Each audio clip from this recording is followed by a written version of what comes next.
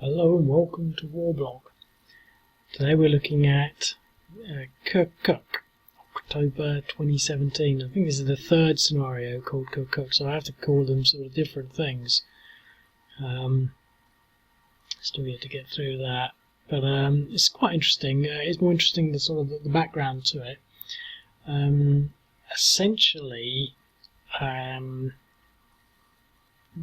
the whole area is held by the Kurds. Now, I don't know exactly where, but that'll do.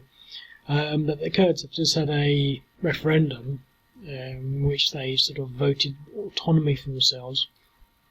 Essentially, the Iraqi government doesn't want this, mainly because this area is pretty much one of the major oil fields in the country, and they've been sharing the sort of the revenues from that sort of variably to some extent over the last 2 years, because it's been held by the Kurdish Peshmerga since ISIS took over, the places that it took over, Mosul, etc. But after the referendum, they just sort of said, well, we want it back because you're a bit unreliable. If you're going to go off, become an autonomous state, we don't want you taking out oil reserves with you. And so they've moved in all their troops. And essentially, there was a bit of a sort of hurrah about, well, the Iraqis are now fighting with the Kurds, but they're not. The Kurds basically, I think there was a few sort of firefights, but they basically left. So they've sort of left, based on the fact that the Iraqi government are demonstrating that they're prepared and capable to use, superior force. I mean, they've been fighting ISIS, but ISIS never really had things like tanks and, significant firepower, which is one thing. Now, the interesting thing about this, to some extent, also, obviously the Kurds, to some extent, are, and I don't know exactly what, but, to some extent they're American proxies, heavily sponsored by the Americans, or something like that. But what's interesting as well is that these ones are the Popular Mobilisation units. When I read I actually get a brochure, I get a newsletter from the Institute for Study of War, and don't really read it that much because it's pretty hard going. But I read some of this one, and basically describe these as Iranian proxies, which is the first time I've heard them called that. So basically, they're sort of Iranians fighting. But somehow, I just can never get my head around everything. They were sort of saying that the Iranians and Americans are now on the same side. So that would mean that the Americans want the Peshmergas out as well, or what, I don't know. Anyway, that's not worry too much about that. Essentially, the Popular Mobilisation Forces are included. So the Kurds basically move out semi-voluntarily, based on the fact that there's clearly a much larger force. So that's interesting in its own right. It's interesting the sort of politics and how that's working.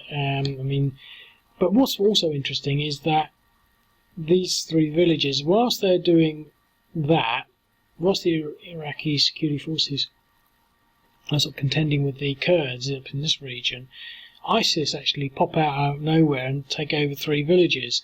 They call it temporarily. So what we've got are some ISIS units. Now the thing is, I could have them as third-party operatives, but we don't actually have.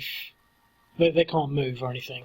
So in order, the reason I'm stumbling now is because I'm thinking I could actually maybe just create it so that it does allow 3 or 4 or multiple players to play at the same time. So you could have them doing their turn, but it would be a bit odd because 2 people would get their turn first before you get your turn, and if they were against you, it'd be a bit unfair.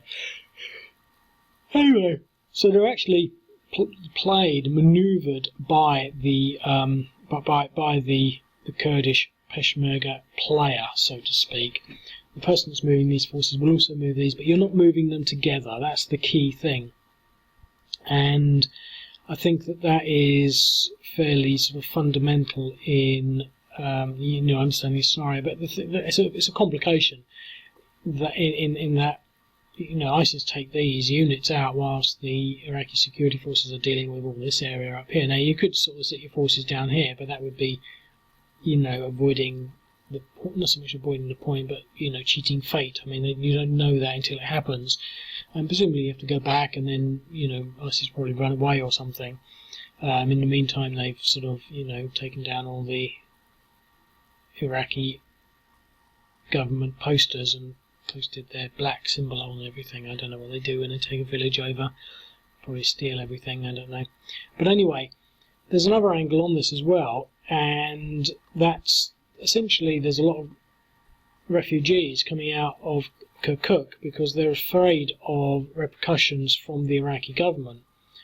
Now, I was a bit unsure as to what to do, but it does actually state, there's quite a lot of refugees, so there they are there. So as soon as the Iraqi government goes into Kirkuk, these will appear, and so you've actually got to move those out as well. So that's pretty much that. The only other thing to say as a complete aside is that I just bought the new, I've been using this sort of video player, recorder, screen something or other for a while, but now that YouTube has stopped people from adding videos together, I've been sort of limited to 15 minutes, and I'm sort of fine with that, but I tend to sort of talk a lot and then I only get a couple of minutes of action, so I'm seeing how this works. I've actually paid some money, which is really rare for me.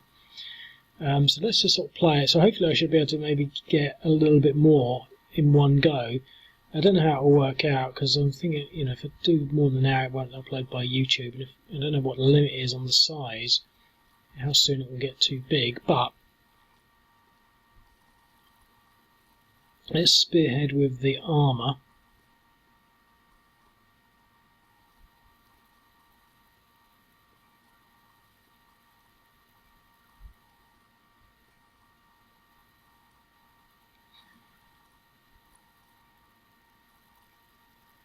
Well, this is also Kirkuk. I should maybe connect that and make it clear.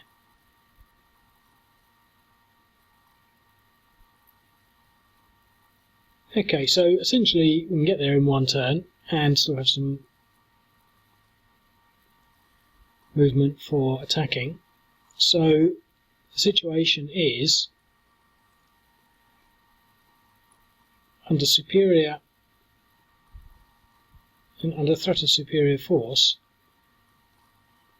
Kurdish Peshmerga are going to withdraw. Now, if I were to attack with that, it'd probably be 7-to-1 odds, and probably get defender eliminated, so I'm not going to do that. So we've got the Iranian proxies, as I might start to call them here, because I never really realised they were Iranian proxies. It puts a different angle on them. I suppose I should have known really that someone was funding them, because they've obviously got a reasonable amount of kit.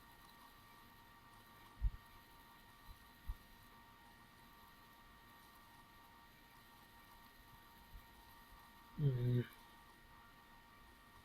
do that, I want to create a line. Okay. So, the Kurds, there's a bit of firefighting, but they're not going to hold, so they're going to leave.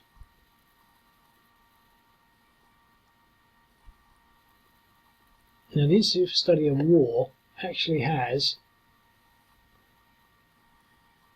a sort of, so there's Kirkuk, and you can see them all sort of, the Peshmergas all sort of moving back to Arvil, Suleimania, etc. So they're moving away, it would appear, I don't know how it is, I mean that's obviously what it looks like, out of, because Kurdish Iraqi Kurdistan, or whatever it's called, the Kurdish part of Iraq in the north, actually has a defined border, which is sort of something like this, and they've overlapped it quite a bit, and so it could be that they're falling back to their sort of their normal border, and it does mention in you can't see all the text here. It's incredibly boring. But it does sort of mention, the significance of their pre-war borders, and so it's all quite interesting to see how all that works. So we've moved them out. We haven't moved these ones yet because we haven't got to that stage. When you read the South Front article, though, it sort of states that the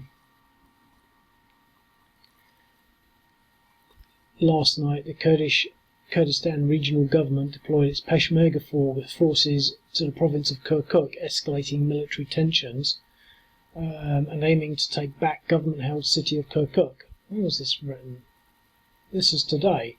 So they're aiming to take it back, which is sort of a bit odd. Let's have a look at that one. And you can sort of see here, the 15th of October shows the Peshmerga convoy en route to Kirkuk. It could be that it was them en route out of Kirkuk.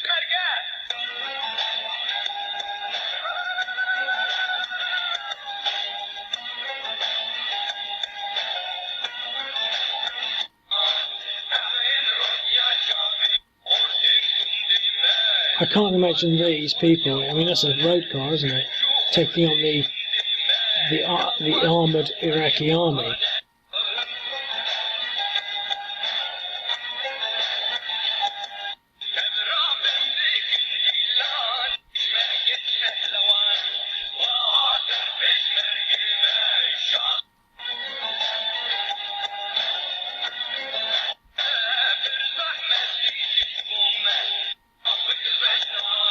So big trucks full of people probably.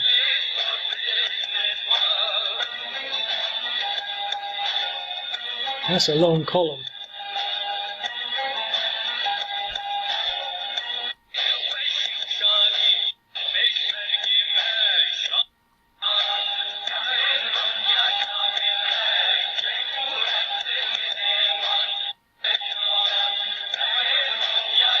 Lots of trucks, look at that. That's a motorised, that's probably a motorised regiment. Anyway, so, oh yeah, get it. They seem to be sort of saying that the Peshmerga are now going to fight the, according to the Iraqi Popular Mobilisation, a state-sponsored coalition of militias. So it calls them a state-sponsored, whereas the Institute of Study of War calls them the Iranian proxies. Has withdrawn from the area because of an uprising of the Kurdish people in Kanakin and other areas.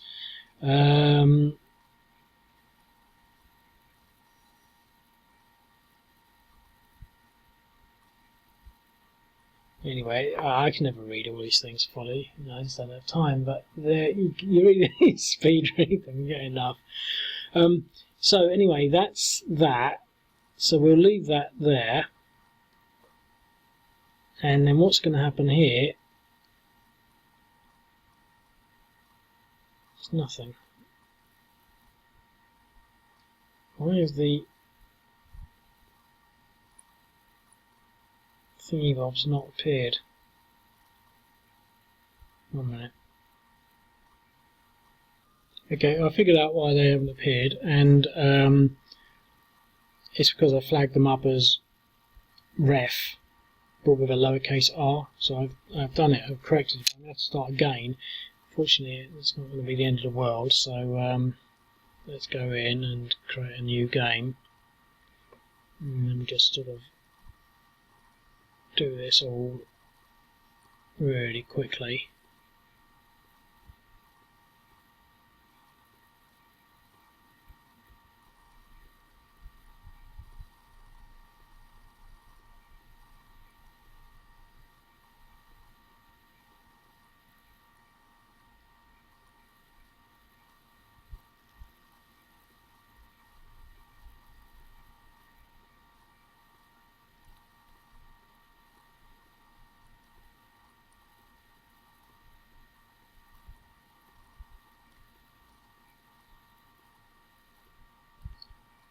With a possum in my roof, and it just keeps going. Yeah, I think it might be insane. I'm in two minds as to whether to go and tell it to go away.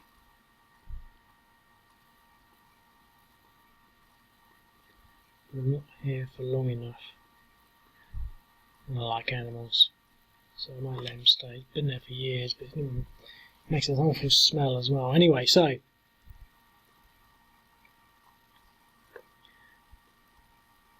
we're going to move him out, and we're back to where we were. Now we're about to move into Kirkuk, and when we do that, we get the refugees. 1, 2, 3, 4, 5. Yeah, sorry about that. There should have been 6 of them. There's only 5, so it's the same problem. I just didn't flag all of them up. They were a new addition, so I've yet to sort of fully integrate them in a way that will make it easy to know whether or not I've done that. These are extra fields, and anyway, it doesn't matter. It's not actually a big problem. It's just tidying things up in the code. So we've now got these refugees, and they're going to flee Kirkuk because they're worried about Iraqi reprisals, and these guys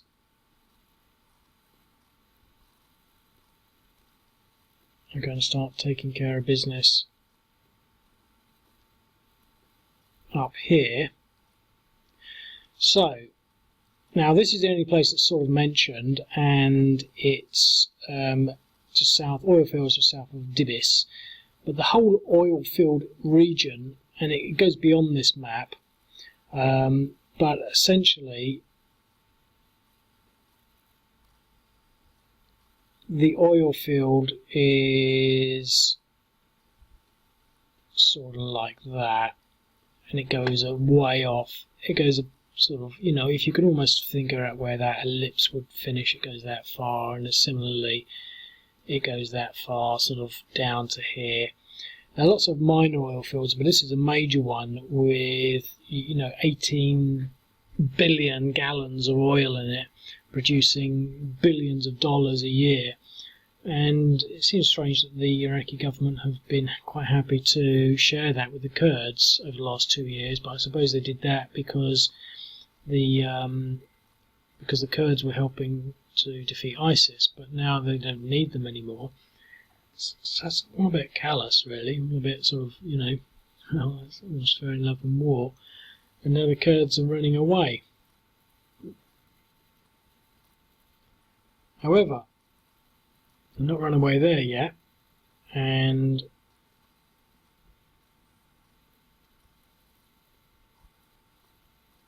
the Iraqis are not going to chase them. So that's that turn.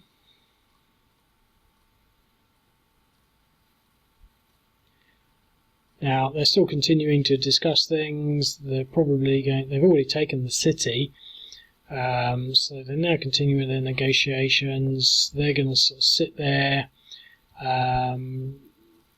just consolidating things just for this turn. I might add that as an objective to enforce that.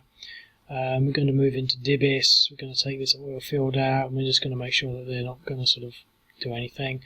So the next turn, and now it's the Kurdish Peshmerga turn, but they were playing the ISIS play on that turn as well, and they move in there and take out these villages. And obviously we're now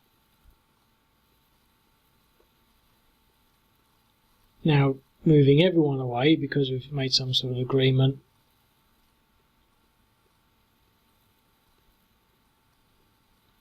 I think the refugees are going to split up.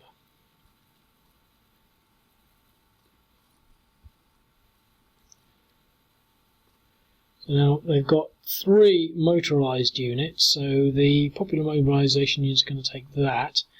We're probably going to start moving one of these up there,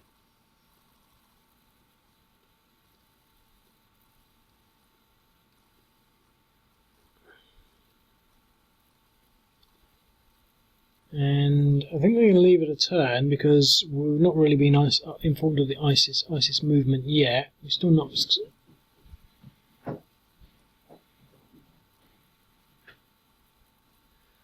there's actually a fight in my loft between a very unhappy, what do you call those things? Possum. They're really stupid animals. They don't. Grace is not one of their strengths, and they're just fighting. I mean, I might have to go out and encourage them to live peacefully together. Maybe it's one possum trying to get into the other possum's nest, I don't know. Anyway, look at that, I've gone over 20 minutes, so it's quite exciting for me. It's the first... Yeah, I've got these possums and they're distracting me. I don't want them to be shedding blood. They don't understand it when you try to help them. Well, they do run away, which might do the trick. Okay, so the Iraqi army are not going to do anything more on that turn. It's now the Kurdish turn, and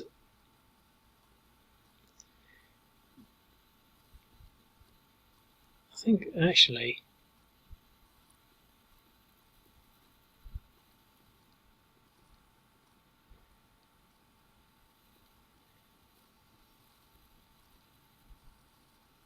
he's going to run away.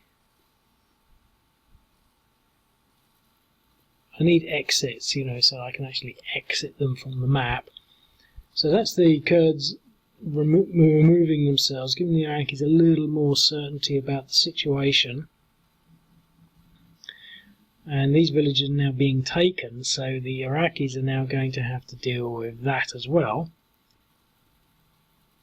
I think these guys are going to take the bridge, take that bridge, and just move out here, move up here, just to encourage the continuation of that movement. We're going to move. See, this is the thing.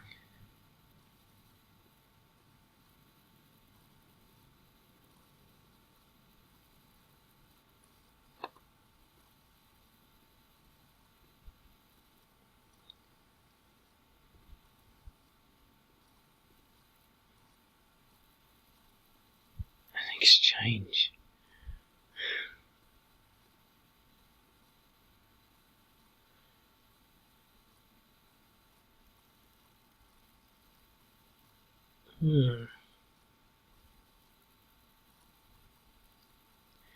See, this is what they're doing. They're creating chaos. I think what we're going to do is take the armour with the mechanised.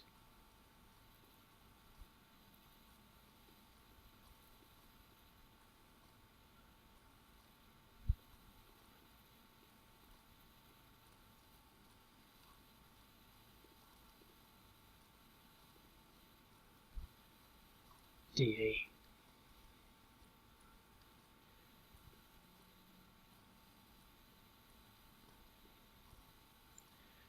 Okay, we're going to keep him in there.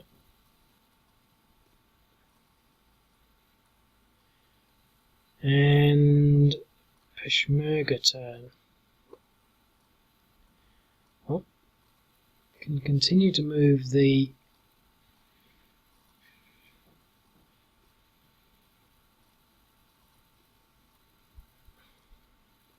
let's protect these refugees. You can only move one a turn. Very slow moving. Here,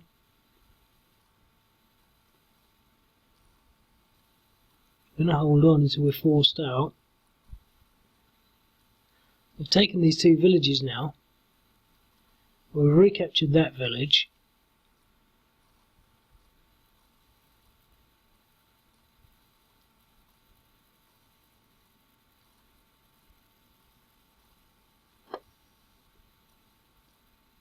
We're going to take this oil field. We've got this oil field pretty much. We're going to bring this guy back here and bring him down here.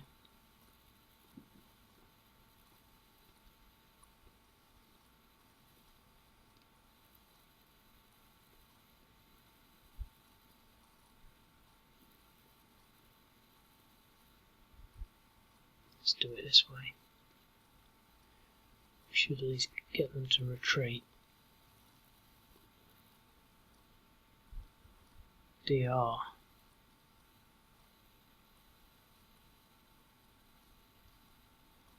Why is that so difficult?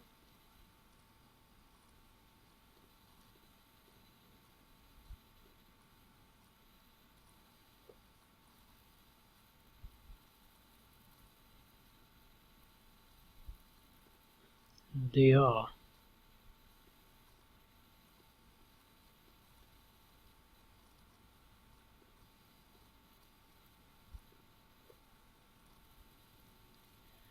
And a DE. So it's really pushing them back, so they're pretty much out of it. They're out of it. But we don't really have the movement to follow that through. So we'll end that turn. So what we're going to assume here now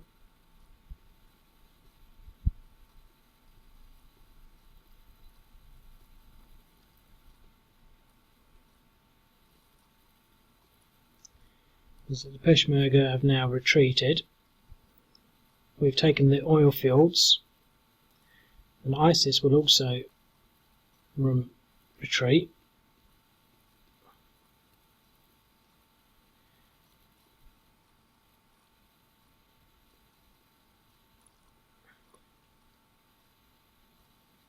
The Iraqis will take back that village, and job done. So 26 minutes, so this is my first extended game, so hopefully I'll be able to upload this to YouTube without it being too large. I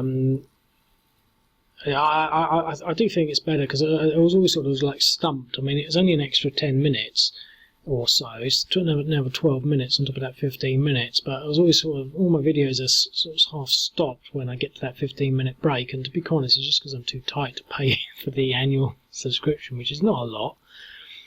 But I paid for it now, and so that's the result of YouTube taking away the editing tool, forcing me to spend money supporting another small enterprise. So, but there we have it. So that's that from A to B. So yeah, I think that's quite entertaining. It's obviously, again, maybe what I'm trying to get to is it's not a there's nothing challenging about it. The Iraqis moved in with superior numbers, and I think that's one of the things I've said multiple times before, but I do feel it's important and significant enough to say it again, and that is that most wars are not really based on equal odds. People don't go into fights thinking that they might win but they might lose, like they're two honourable knights jousting, where it's more a game of chance. That they go with superior numbers, and as a person I used to know had a t-shirt called Peace Through Superior Firepower. They just moved into Kirkuk with superior firepower, and the Kurds have moved out. I mean, it's been quite a sort of a hard trudge against ISIS, but ISIS were not particularly well armed, and so it was quite easy to surround them. And the fact that they got the conquest that they did was, not really due to their armaments. Mosul fell just by chance. Raqqa, was just chance. I mean, so the places that they've taken have really been more sort of circumstantial, victories of circumstance, so to speak. And it's sort of, to some extent, also reflects, again, the way they've held on, their tenacity, or their what do you call it, their radicalism. They just believe, they're holding these places until they die, unless they get onto a nice fancy coach with air conditioning and then get bussed out somewhere else. It always looks a bit odd. But ISIS pretty much hold out, whereas the Kurds, one sign of a loss, and they're off. I'm not saying that's a bad thing. The difference is Kirkuk remains as a city, whereas after taking Mosul back, there's nothing there. Raqqa, Aleppo, there's nothing there. It's been destroyed. Lots of places, and that's a big difference, I think, into what happens. And so, to sort of what I'm sort of getting to really is that these little games and things, I think, traditionally, I do view them as games, but they're more than games and a little bit less than just a little bit more than simulations, or a little bit less than simulations. But this whole concept of two sides being equally balanced, and that's what a lot of these war games that you get commercially. There will always be an equal balance. If you do things right, you will win. So you've got to pit yourself against an artificial intelligence or another player and hope you win. People playing Gettysburg again and again and again, or D-Day, or the Western Front, Rommel in North Africa, and all these things. You can sort of somehow either side could win, an alternative history. Whereas something like this, that wasn't going to happen. But I sort of think that people that don't look at these sorts of issues, these sorts of engagements, are missing out a lot on what war actually is. I don't think it's a big point. I just think it's a subliminal note, really, on my observations of things, because I find this just as appealing as something that would have been, a hard slog, requiring, some sort of mental agility, like a game of chess against someone that's pretty good. It's all about sort of, manoeuvring, and a lot of it is obviously the politics, but the circumstances as well. I mean, the only thing they could have predicted in this little ISIS thing, that wasn't a big thing, because they managed to take it back because they've got things that ISIS don't have. And there's a lot of talk about whether ISIS are finished, and a lot of people saying, well, no, they're not, because they're always going to remain as a force of resistance. And I think there's a lot of truth in that. If you look back at even what's happening at the moment in Iraqi Kurdistan, the PUK, or I can't even remember what they stand for, they've been around for the last 20 years. And the one of the other scenarios I'm doing, where the Turks invade northern Iraq to get rid of those units, they failed because it's inbred, and what ISIS have done, I think, to some extent, they've created, I don't want to use the word brand, but I will, they've created their own brand that is going to now, it's just going to resurrect itself whenever the opportunity arises. To some extent, there was never anything. ISIS never actually existed. They were just rebranding a different form of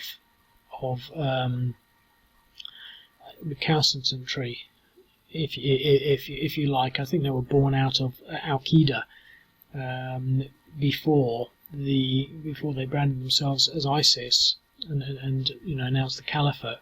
But whatever they brand themselves as, whether it's Al Qaeda, the Taliban, ISIS, or any other of these sort of groups, they're still going to be there. And I'm not even sure that it's really just down to religion, but this whole concept of how, now that they've been removed from Mosul and Raqqa and Aleppo and all these other places, it doesn't necessarily mean that they're finished. They've set a precedent now, and they're going to have people that will disenfranchise, people that will just resurrect the name and call to the flag. Al Qaeda never really had a recruiting office, in Baghdad or anything like that. It's an underground thing, and they just be underground until an opportunity arises, just like in Afghanistan. The Taliban just keep coming back because, to some extent, that's their way of life. I don't want to sort of wander on too much about that because I don't know. I'm not an expert. It's just the way I see it.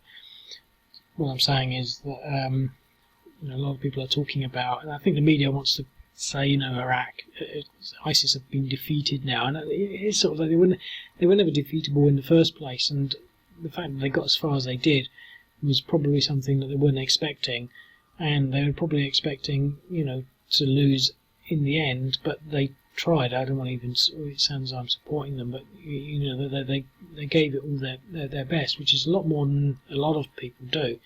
They're probably arrested for terrorist speak now. But yeah, so anyway, I mean, they're not going to hang around when there's sort of lots of tanks and things like that. And also, just another little sort of thing. I can't remember where it is. It's one of these It's one of these what do you call it? South Front articles. Let me see if I can get it because it's sort of interesting. It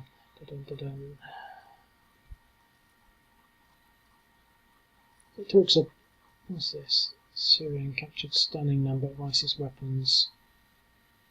Okay. Israel strikes Syrian army in southern Syria with Spike missile.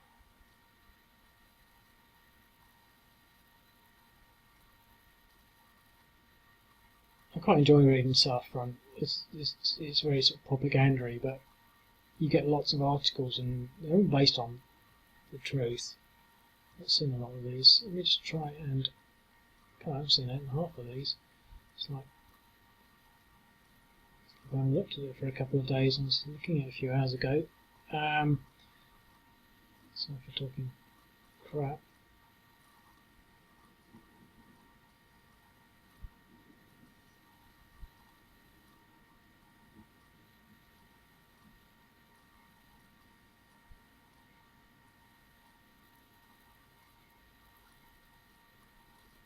No, I don't think I'm going to find it. There it is. US Army preparing for decades of hybrid wars. I mean, this is obviously a South Front article, so you've obviously got to take it as their usual "we're not earning enough money" thing. But it says here, released on Monday, US Army Training and Doctrine Command. Essentially, this is how they're going to fight. And it's all about, I tried reading this, it's very difficult, but basically it's all about redesigning the army to deal with these sorts of things. Multi-domain battle requires a dynamic mix of forward presence forces and capabilities, expeditionary forces and capabilities, and partner forces to deter and, when required, to defeat an adversary plan within days. Read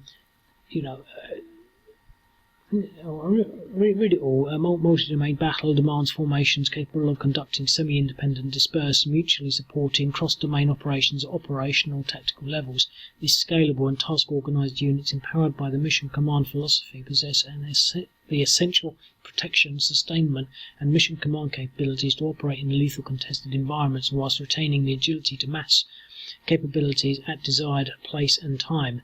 Multi-domain battles require converging political and military capabilities, lethal and non-lethal, across multiple domains in time and space to create windows of advantage that enable the joint force to maneuver and achieve objectives, exploit opportunities, and create dilemmas for the enemy.